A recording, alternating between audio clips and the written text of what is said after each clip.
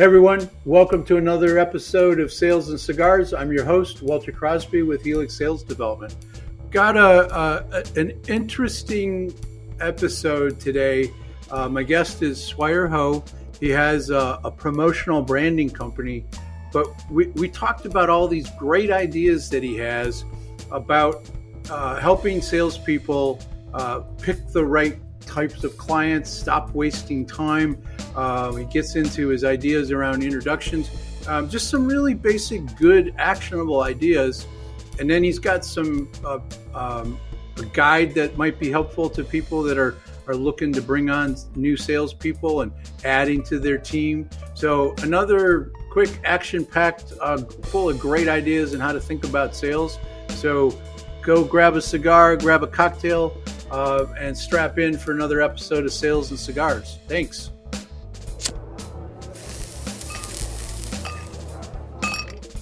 So welcome to Sales and Cigar Swire. I'm really happy you're able to take a few minutes to jump on and share some of your thoughts around sales and talk a little bit about your business. You're in California, right?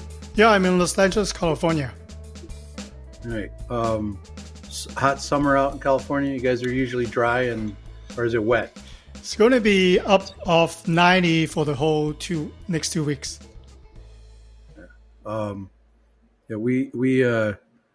I'm in the Midwest outside of Detroit in Michigan, so we have a little different weather pattern than you do year round. So let's jump in. I kind of want to talk about how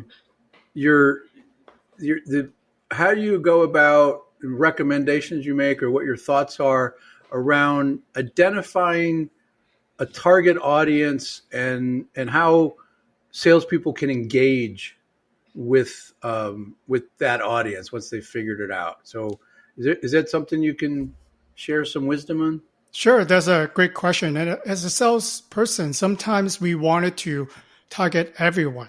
Just because the type of industry that we're in, we could probably help everyone, does not mean that you have to target everyone. Think about everyone, think about your experience.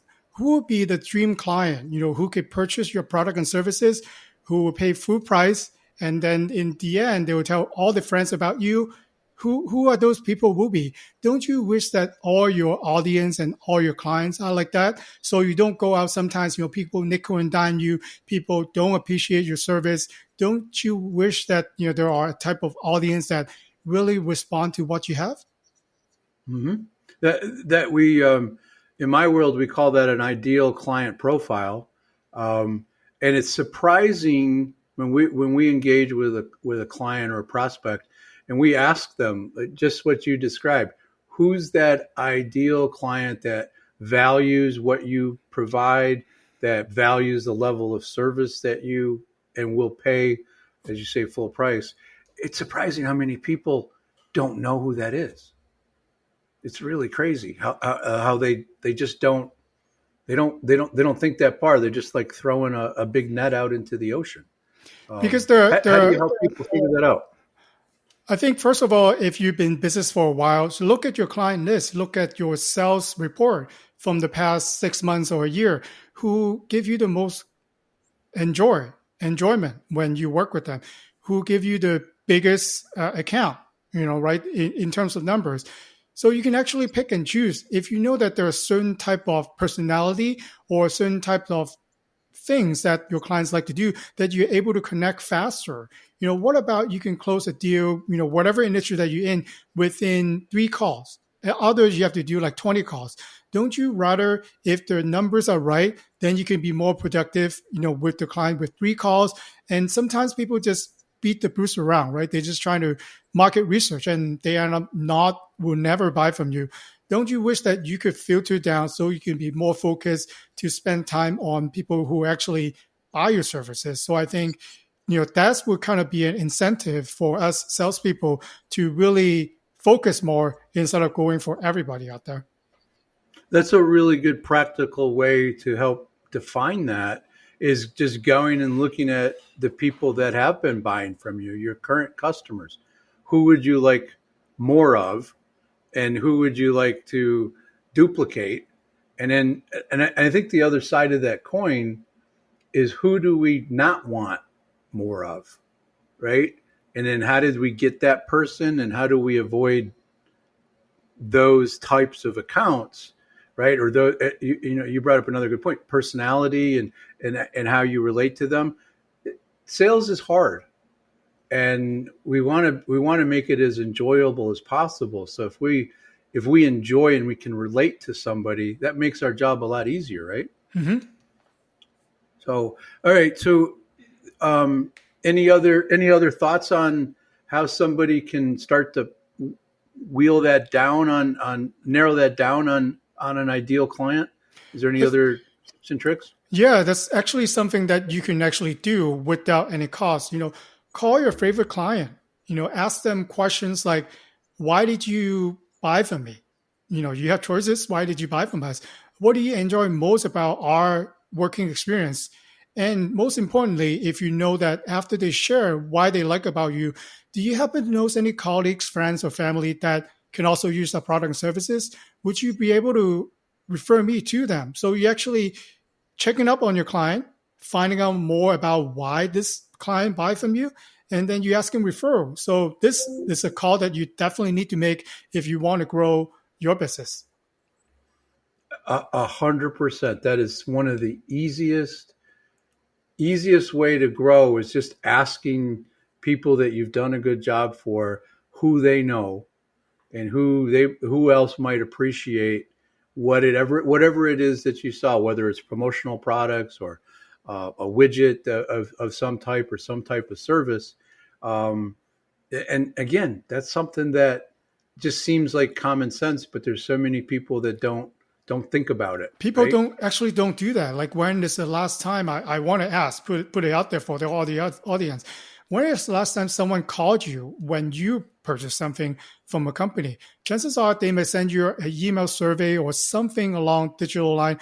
When's the last time actually your rep had called you to thank you for it? Well, I mean, that's one of the reasons I do business with people, personally and business wise, is what you're talking about. They act like they care, like they call and check and say, hey, how did that thing go? Right? Did we do a good job? Did my team follow through on what I promised? And even if it wasn't perfect, when somebody kind of tries to figure out what happened and then they take ownership and they try to fix it, I mean, that's value. It doesn't cost us anything, right? To just reach out and make a phone call or send an email.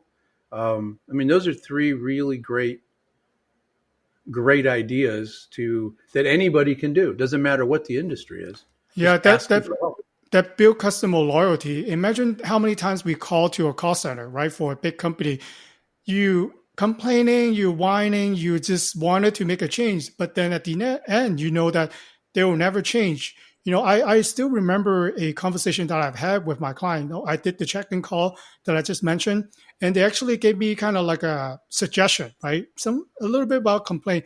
I wish that you don't ship your boxes, you don't pack them in a certain way, and we only like to receive our packages only Tuesday and Wednesday.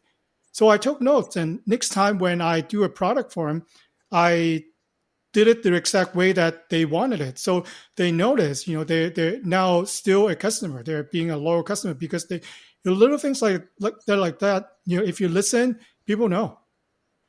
No, it's a really good observation, because they'll tell you if you give them the opportunity, right? Like when you jumped on in the studio, you told me about the little link that was wrong in one of my emails, right? You have no idea how much I appreciate that, because I don't know how many other people, we just switched our process, right? So that's a really helpful, observation. And you did it because that's how you think. You're talking to another business owner, so you would want to know that.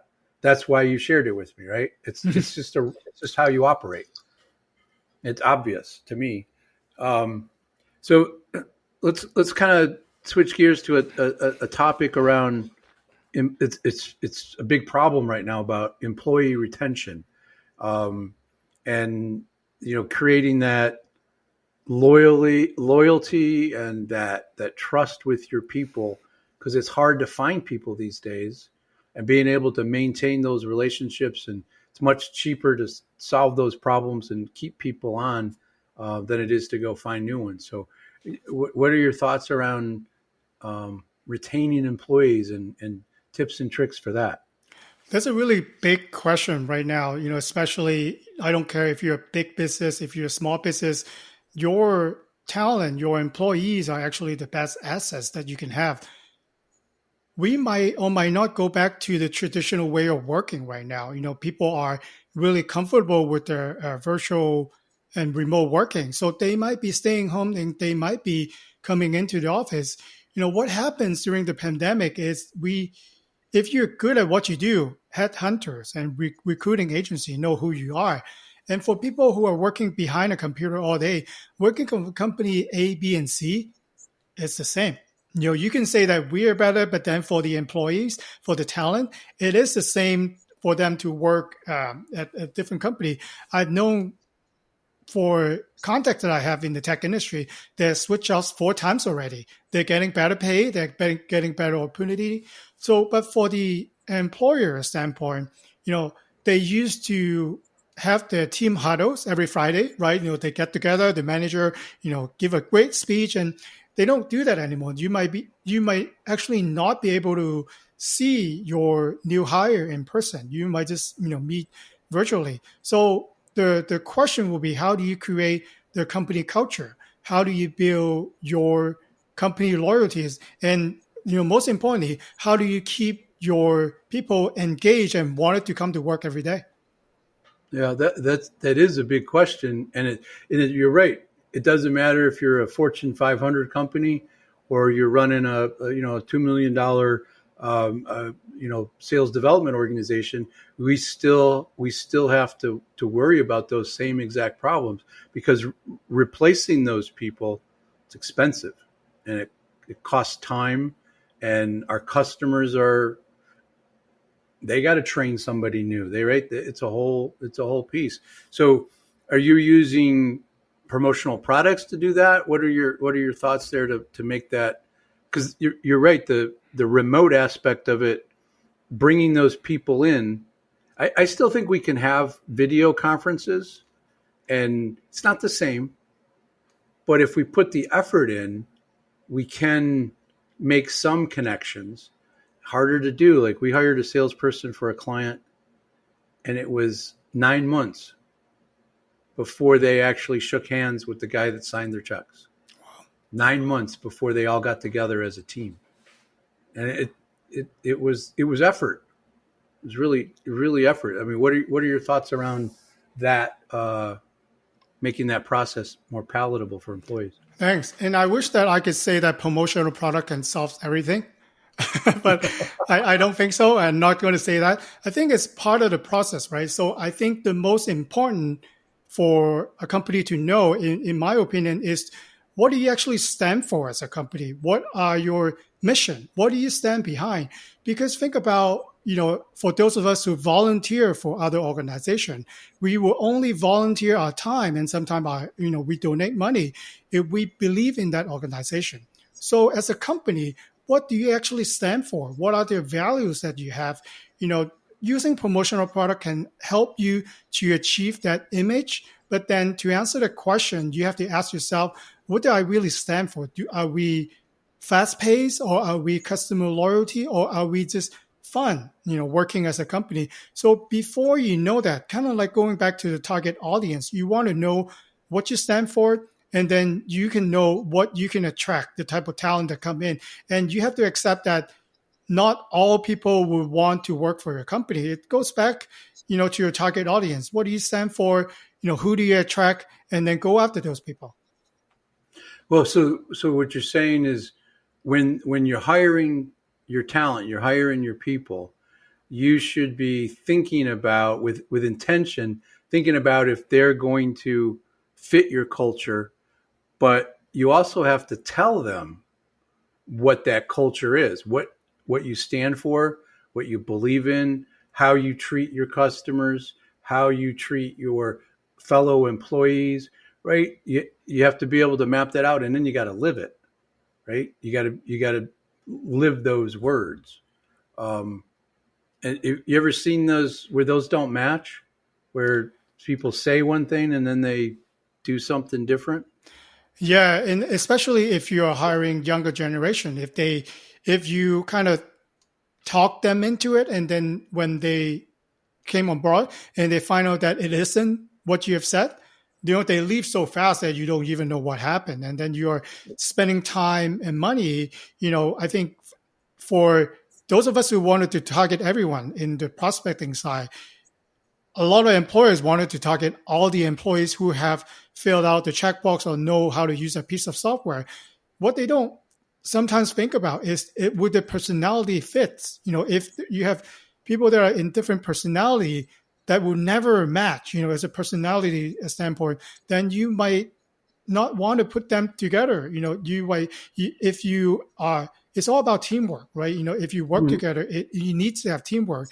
You got to be able to build a team. Think about basketball. You need your center. You need your shooting people. You need your point guard. So if you asking a center to dribble, then it's going to fail, and vice versa. So think about teamwork and what you can do to create the perfect team in your mind for your business. I love it. That is, making sure that you have the right people in the right seats on the bus, that they're collaborative, they're going to fit. And that's the responsibility of the company to bring the right people in, because somebody, especially on a sales organization, if you bring that wrong person in and they don't fit the culture, they're going to keep tipping over the table, keep tipping over the apple cart, as they say, and just making it life miserable for everybody. That's really, I know promotional products don't solve all of those problems, but I'm curious. You work with HR people, I would imagine, right? HR directors. Is it more common since the shutdown in 2020? Is it more common for a company to provide some little swag box of, here's a cup, a coffee cup, and here's whatever that is? Is that more of that happening than it used to? Thank you for that question. And I would agree, for the past 6 months, the budget that comes from my HR client and then a company who wanted to build a employees onboarding program have skyrocketed. They doubled the budget. Sometimes they triple the budget. Think about what we just talked about, the mission, right? The statement, maybe something that you stand for. They will actually put their employee handbook with all the rules that they have legally that they send, along with other item that matches the statement for the company. And for every new hire, they will actually send them a box if they're a remote working force, or even if you are in person, they will want you to feel that you are now part of a team. Because if we feel that we now belong to part of a team, we actually will go above and beyond what we normally would do if we feel like we have a sense of belongs. So I think promotional product is a great way to let them know that now you're on a team. Let's do something together. It's a tangible commitment to the words, and it's something that they can see. But having that little box show up for that remote worker to, like, oh wow, and then everybody's got the same coffee cup in the morning huddle or whatever, right? It seems silly on a certain level, but it's really not. It's being part of something. There's some people that are intrinsically motivated, that want to be part of something bigger than them. They want to share in the joy of wins, and they want those. They're not looking for accolades as much as that they're part of that team. And if you have those people, excuse me, you do have to have that ability to make them feel comfortable and special and part of something. That's a really great point. I love it. And then in the world that we live in right now, we are all reporters with our cell phone. think about how much you have to pay a recruiting company or headhunter to hire the best talent. What if you really hire one of those talents and then you are sending them the right gift with the right mission that they really resonate about? What are we going to do nowadays? We're going to take a picture and we're going to send it to and post it on our social media platform. So what's that going to do? Chances are some of my friends, if I'm the new hire, are going to see it. And I'm going to see that, wow, the new company that Swire worked on right now is really nice to him. Give them all this product and, he stands for something now. So they actually help you promote your business, instead of thinking about company A and your company, then they will consider your company better image because of what your new hire is showing on the social media platform. And, all of us, do share that on LinkedIn every day right now. That's a great point. It helps with branding just by treating people the right way, mm-hmm. right, and making them feel part of a team. It's another great point. I see more and more of that happening, where you're trying to bring people in, and they used to get a T-shirt or something from time to time, and it felt like it was just like an afterthought. But now there's real thought put into it, and a design is there, and the package all fits together, and that's part of what you offer your clients. So as we wrap up, Swire, can you help our audience, because you said just some really great, you had some great ideas, some great tips. So if somebody's inspired to they need some promotional, they're hiring some people and they need some help, what's the best way to get in touch with you, to reach out to you? Thank you so much, Walter. I'm on LinkedIn a lot, so you could find my name, Swire Ho. Love to connect with you all. We also came up with a corporate gift inspirational guide. We actually have identified a lot of best practices when you're trying to have employees retention, when you're trying to create a unique customer onboarding journey. We actually have a lot of ideas in there. I'll share the link with everyone. I hope you download the guide and reach out to me to give me some feedback. So the guide's going to give them some ideas on how to approach the process and how to think about it. Is that fair? Mm-hmm. All right, cool. Well, I'm working on a piece of content for my company where we create an onboarding checklist, right? If you're going to bring somebody on, here are the things that we want to make sure we get accomplished. Tell that person what they need to do within that first 90 days.